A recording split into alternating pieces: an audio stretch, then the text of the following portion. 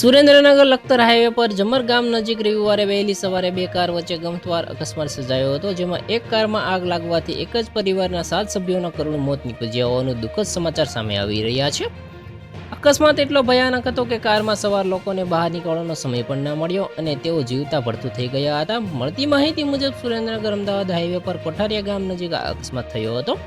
એક કાર કડુ ગામથી સુરેન્દ્રનગર તરફ જઈ રહી હતી, જ્યારે બીજી કાર સામેથી આવતી હતી. બંને વચ્ચે ધડાકેભેર ટક્કર થતાં એક કાર રોડની સાઈડમાં ખાબકી અને સળગી ઉઠી હતી.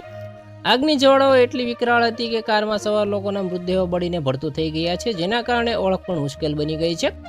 ઘટનાની જાણ થતાં સ્થાનિક લોકો, પોલીસ, 108 એમ્બ્યુલન્સ અને ફાયર બ્રિગેડની ટીમો ઘટના સ્થળે પહોંચી હતી. ફાયર બ્રિગેડે 1 કલાકની જહેમત બાદ આગ કાબૂમાં લીધી હતી.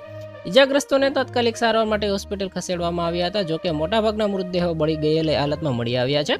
પોલીસે મૃતદેહોને પોસ્ટમોર્ટમ માટે મોકલી આપ્યા છે અને અકસ્માતના કારણોની તપાસ શરૂ કરી દેવામાં આવી છે. પ્રાથમિક તપાસમાં જાણવા મળ્યું છે કે અકસ્માત જમર અને દેદાગરા ગામ વચ્ચે થયો હતો, જ્યાં એક કાર રોંગ સાઈડમાં આવતી હોવાના કારણે અકસ્માત સર્જાયો હતો. જોકે ચોક્કસ કારણો જાણવા માટે પોલીસે વધુ તપાસ હાથ ધરી છે. અકસ્માતને કારણે હાઈવે પર ટ્રાફિક જામની સ્થિતિ સર્જાઈ હતી અને સ્થાનિક લોકોના ટોળા ઘટના સ્થળે પહોંચ્યા હતા. તો આના વિશે તમારું શું કહેવું છે, કોમેન્ટમાં જરૂર જણાવજો. આવા જ વિડીયો માટે અમારી ચેનલ સાથે જોડાયેલા રહો.